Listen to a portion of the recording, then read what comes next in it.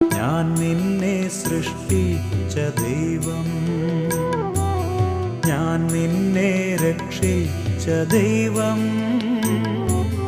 ഞാൻ നിന്റെ പാതയിൽ എന്നും വെളിച്ചമായി നിന്നെ നയിക്കുന്ന ദൈവം.